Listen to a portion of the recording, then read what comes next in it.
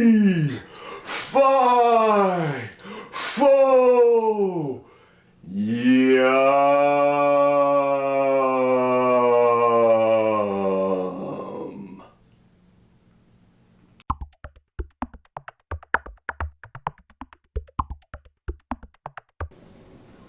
A few years ago, I had fun writing this song.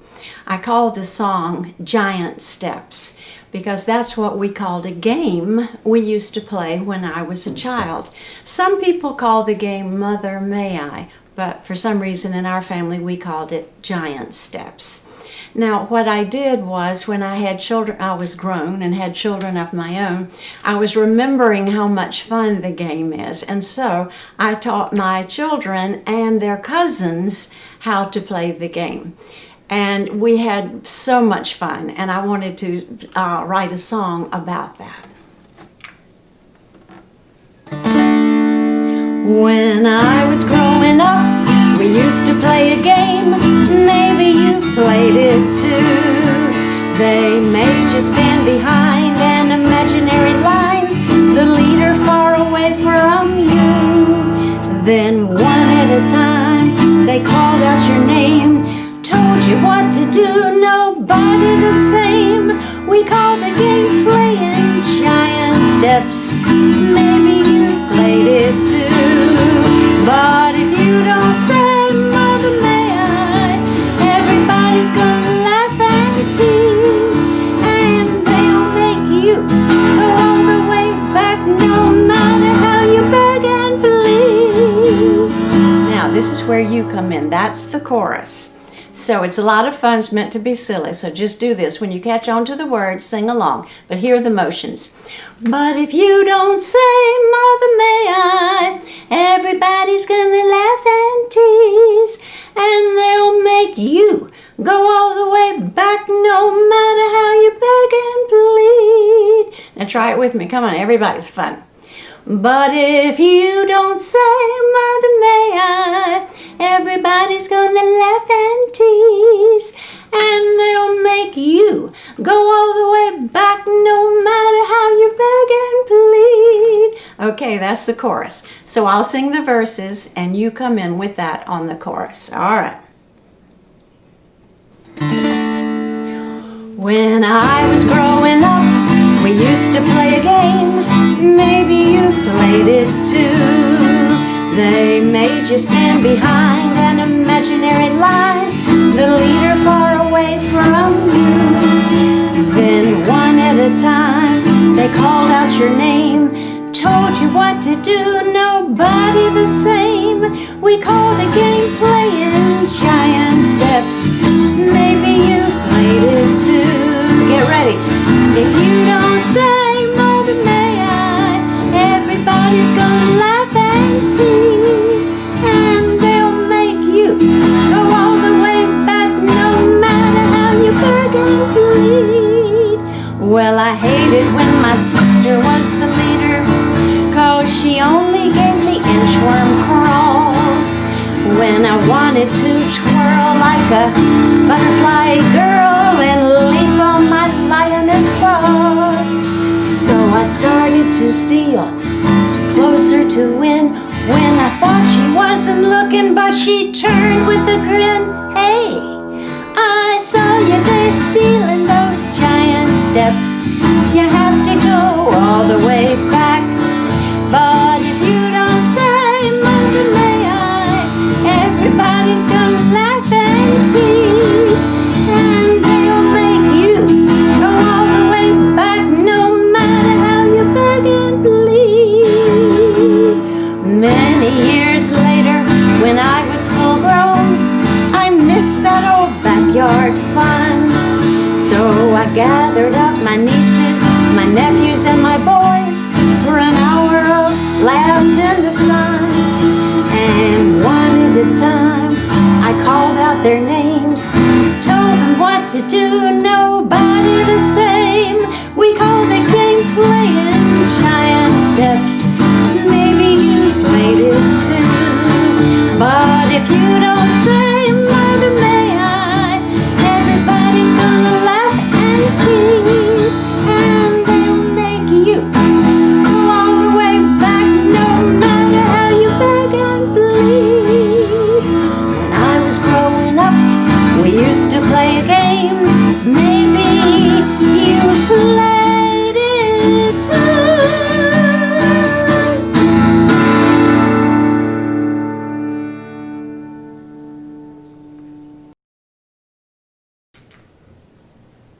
The title of this book is Fin McCool, the Giant of Knockmany Hill. And it is retold, it's an Irish legend, retold and illustrated by Tommy de Paula.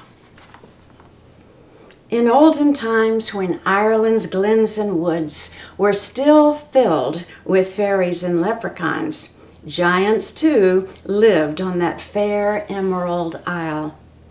One of the finest of those big folk was Fin McCool, who was wed to the lovely great lass Ooona. They made their home on the top of Knockmany Hill. Now, as any good giant, Fin McCool had his work to do, so he was often away from home. Lovely Ooona didn't seem to mind, for there was plenty to keep her own hands busy, spinning, knitting, and even giving a pretty touch to their great house. Life was very pleasant indeed. One morning, when Fin McCool was busy working with his kin, building a causeway to Scotland, the word came that Cuchulainn was coming. Cuchulainn was a giant too, and without a doubt the strongest in that part of the world. When he walked, the very earth trembled, and with one blow of his fist, he had flattened a thunderbolt so it looked like a pancake.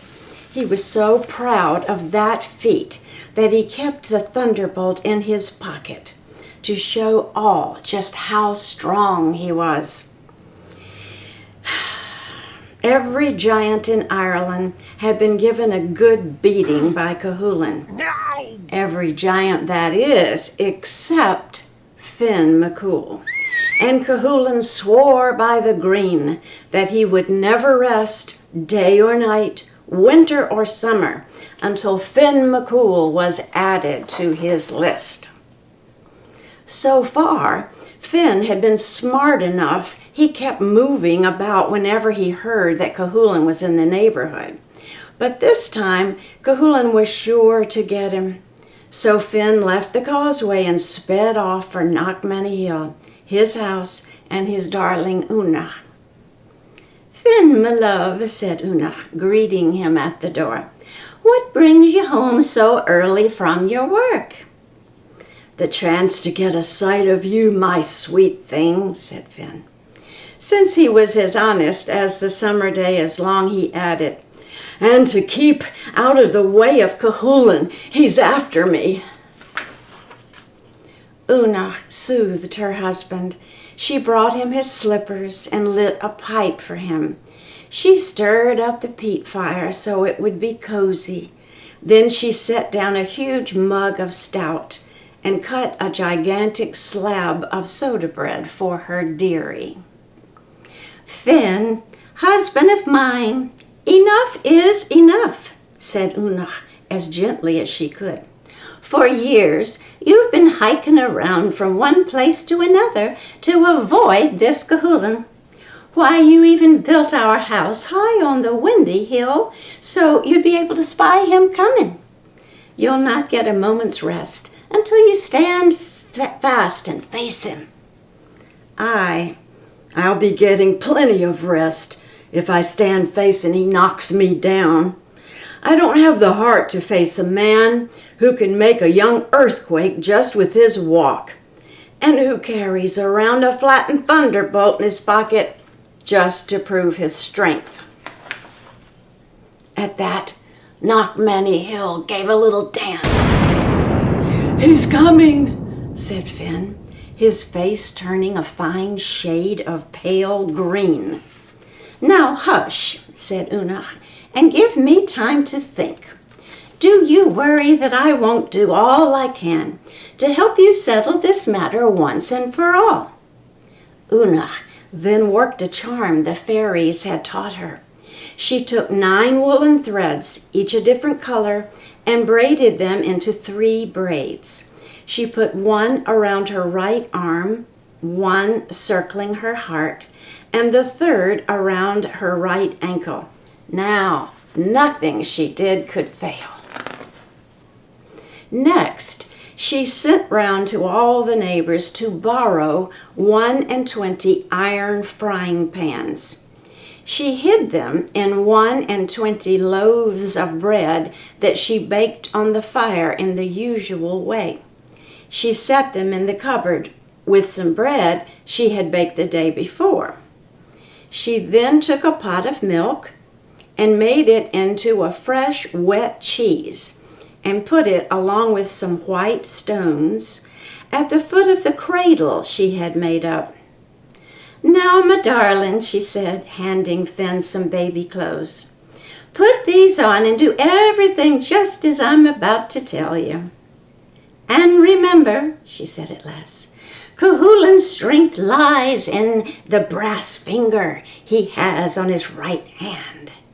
Now quick, into the cradle, because I hear that man mounting at the door."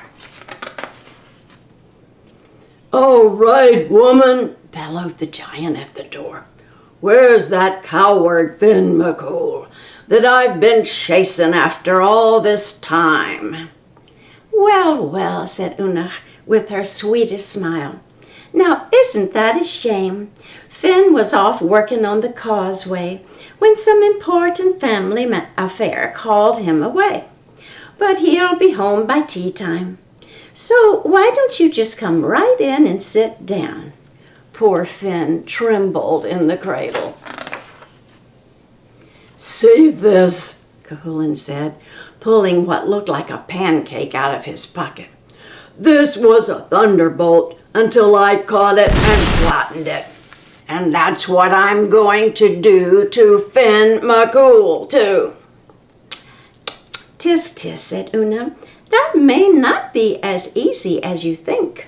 Fin McCool's a big broth of a man. Why, take a look at our little baby, and you might be getting an idea of the strength and breadth of Fin himself." Cuchulain peeked into the cradle. "Cheer up," said the huge baby, looking back at him. "My," said Cuchulain, "what a big boy." "While you're waiting, why not have a bite to eat?" said Ooona. She put some loaves of bread on the table, along with a can or two of butter and a pile of cabbages. Cuchulain, who was as much a glutton as he was a bully, popped a loaf into his mouth and took a huge bite right down on one of the frying pans. Clang! "Yow!" shouted Cuchulain. "What kind of devil's bread is this? Here are two of my teeth out." "That's Fin's bread, the only kind he eats," said Ooona. "Is it a bit too tough for you?" "Too tough for me?" shouted Cuchulain. "I should say not. Just give me another." Cuchulain chomped into another loaf and into another frying pan. "I'll not have a tooth left in my mouth, woman. There's two more out." Cuchulain hollered even louder. The baby began to holler too. "Hungry, hungry, hungry." "Ah, sweet dumpling," said Ooona, and she handed baby Fin a loaf. And because there was no frying pan in it, Fin ate it right down. "More," said the baby, and he gobbled up another loaf. "He seems a strong lad," said Cuchulain, getting a little worried. "If this was the baby, the father must indeed be a bit stronger than Cuchulain thought." "Ah, yes," said Ooona, beaming. "Why, instead of dollies, he loves to play with those white stones there in his cradle. Show the nice man, baby dear." Fin did as he was told. He picked up a stone that was really the cheese and squeezed all the water out of it, popped it into his mouth, and ate it down. Cuchulain was not to be outdone by a baby. He grabbed a stone and squeezed. He squeezed and squeezed and squeezed as he might. He couldn't get one drop of water out of it. He popped it into his mouth, and with a chomp, there went the rest of his teeth. The howl that came out of him almost broke all the windows.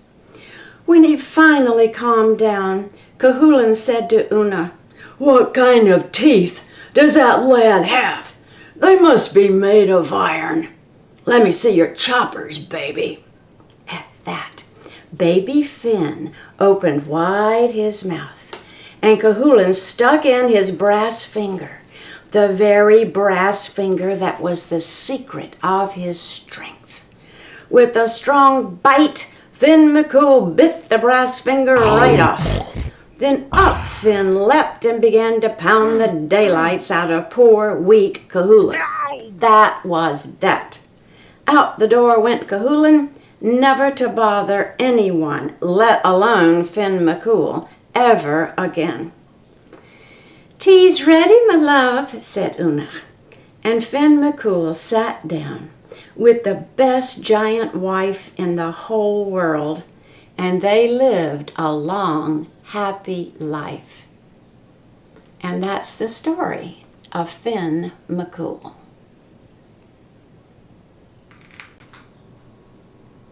Look who just flew in. It's the Fairy Godmother. Hello. We're so glad to see you again. Our program today is about giants and food. Do you have any giant jokes? Yes, I do. I have two. Two? Wow, that's great. Okay. What's the first one? What is the largest insect? What is the largest insect? That's a toughie. Let's see. I don't know. What is it? Giants. That's pretty funny. That's pretty funny. Okay, can you tell us joke number 2? Yes. How do you talk to a giant? How do you talk to a giant? Get on a step ladder? No. Say, hello up there? No. Okay, I give up. You use big words. That's a funny one. You really crack yourself up, don't you? You told me you had something else you wanted to say. Oh, yes. The next thing on the agenda is the way to make a dump cake or a magical cake. But Mrs. Wheeless made a mistake. It takes 2 cans of pie filling. Not 1, okay? Nobody's perfect. Okay. All right, see you later. Bye-bye. This book is entitled The Hungry Thing Returns. It's written by Jan Slepian and Ann Seidler with pictures by Richard E. Martin. One day the hungry thing came into the schoolyard. He carried a small hungry thing on his back. Out of the school came the headmaster, the teachers, and all the children. They gathered around the hungry thing. The hungry thing pointed to a sign around his neck. The sign said, "Feed me." The small hungry thing pointed to her sign. It said, "Me too." "What would you like to eat?" asked the headmaster. "Flamburgers," said the hungry thing. "Flamburgers," cried the school cook. "Dear me, let me see. How do you eat them? What can they be? Flamburgers?" "Allow me," said a teacher. "Flamburgers, I think, are piles of spaghetti you eat in the sink." "Not so," said the headmaster. "Flamburgers, I know, are chocolate chip pickles that grow in the snow." A child raised his hand. "I think," said the boy, "Flamburgers sound like Ramburgers sound like hamburgers to me." "Of course," said the headmaster. He told the cook to bring some. The hungry thing and the small thing ate them all up. The hungry thing pointed to his sign that said, "Feed me," and the small thing pointed to her sign that said, Me too. What would you like to eat? Asked the headmaster. Belly jeans, said the little hungry thing. Belly jeans, cried the cook. Dear me, let me see. How do you eat them? What can they be? But of course, said a teacher, belly jeans, I've read, are square little pancakes you wear on your head. Belly jeans are rare, said the headmaster. They are handled with care when eaten by dragons in long underwear. A child raised her hand. I know, said the girl. Belly jeans sound like Kelly beans, sound like jelly beans to me. Of course, said the headmaster. He told the cook to bring some. The hungry thing and the small thing ate them all up. The hungry thing rubbed his stomach. He pointed to his sign that said, feed me, and the small thing pointed to her sign that said, me too. The teachers began to worry. I don't think they'll ever leave. It's just not right, such appetite. I fear the worst. What if they burst? Remember our manners, said the headmaster. What would you like to eat? He asked the visitors. Blow nuts, said the hungry thing. Blow nuts? Cried the cook. Dear me, let me see. How do you eat them? What can they be? I've heard, said a teacher, that blow nuts taste great. They are round, furry fishes that roll on your plate. That's right, said the headmaster. Blow nuts can float. With a wink and a smile, they'll jump into your boat. Many hands went up. A boy with glasses said, it's easy. Blow nuts sound like show nuts sound like donuts to me. The cook gave them some. The hungry thing and the small thing ate them all up. The small thing began to squirm. She couldn't sit still. She whispered into her father's ear. Math, boom, said the hungry thing to the headmaster. Math boom, cried the cook. How do you eat it? What can it be? The headmaster didn't know. The teacher didn't know. One girl went up to the hungry thing. She said, Math boom sounds like just one thing to me. Does your little girl need the bathroom? The hungry thing nodded. He lowered his head and the small thing slid off. The girl took her to the bathroom. When they returned, the small thing would not climb onto her father's back. She went down the slide instead. The hungry thing stopped her. He placed her on his back once again. He pointed to his sign that said, feed me. But the small thing hid her face. What would you like to eat? Asked the headmaster. Crackaroni and sneeze, the hungry thing answered. Crackaroni and sneeze, said the cook. Let me see. How do you eat it? What can it be? A teacher said, Crackaroni and sneeze is a slippery dough. When you catch it and eat it, it makes your nose grow. It tastes like a roast, added the headmaster. I prefer it on toast. It's especially good when you dine with a ghost. All the hands were raised. A boy with freckles said, Crackaroni and sneeze sounds like snackaroni, and bees sounds like macaroni and cheese to me. Why, of course, said the headmaster. The cook brought some. The hungry thing ate it all. He wiped his mouth on the headmaster's sleeve. He was ready to leave. But where was the small thing? She was playing on the slide again. This time, when the hungry thing lifted her off, she began to cry. She would not stop. The hungry thing tried to comfort her. Oh no, they were about to go. I do confess we're in a mess, said the headmaster. The children tried to help. What does she like best? They asked the hungry thing. Harsh fellows, he replied. They brought her marshmallows. She didn't stop crying. Mice dream, said the hungry thing. They gave her ice cream. She didn't stop crying. Gobble bum, said the hungry thing. They offered her bubble gum. Nothing made her stop crying. The hungry thing put his head on his claws. He did not know what to do. The children whispered to one another. Then one child said to the headmaster, he said, what a splendid idea, and set everyone to work.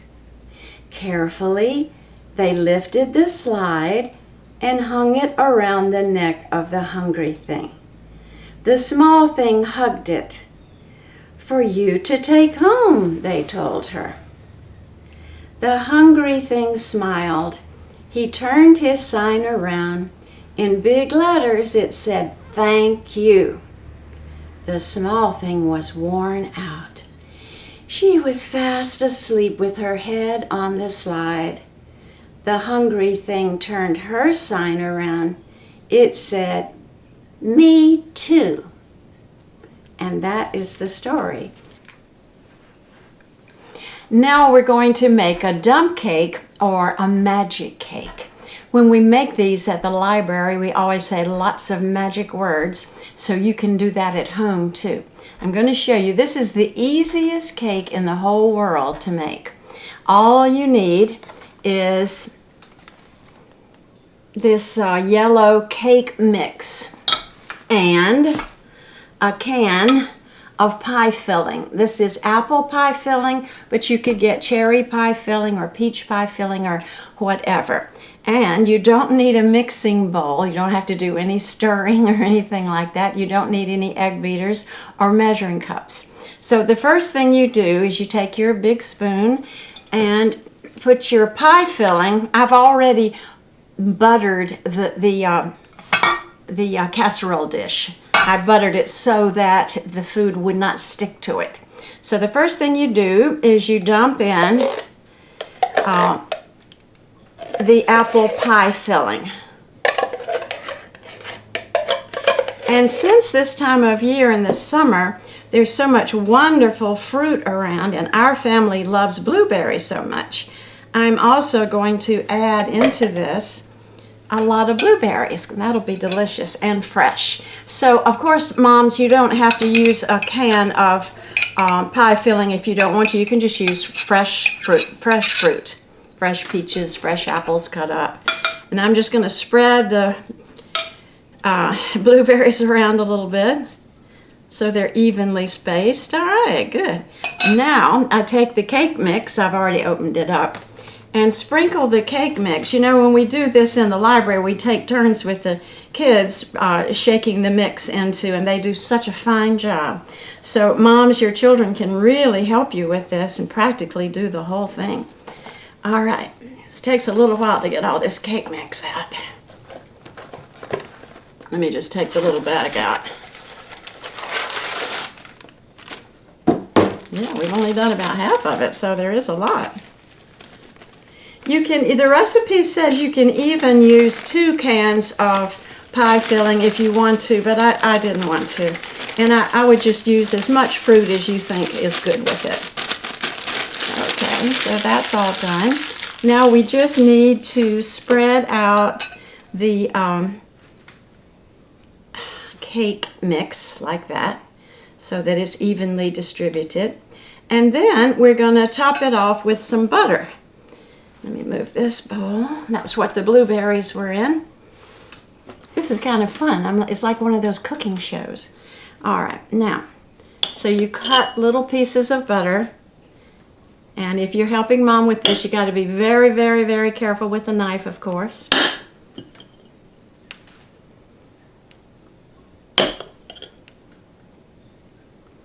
It says use 1/4 of a cup of butter. But you can use whatever you want. Whatever mom says is the best. All right. Now you start saying your magic words. You can say abracadabra, alakazam, any kind of magic word you want. Bibbidi bobbidi boo, any magic word you want. And then this will magically turn into a cake that you can have for your dessert tonight. Or you can bake it at 350 in your oven for about a half an hour. Just check and see if you think the top is brown enough. All right, good luck with your cake. I hope it's magical.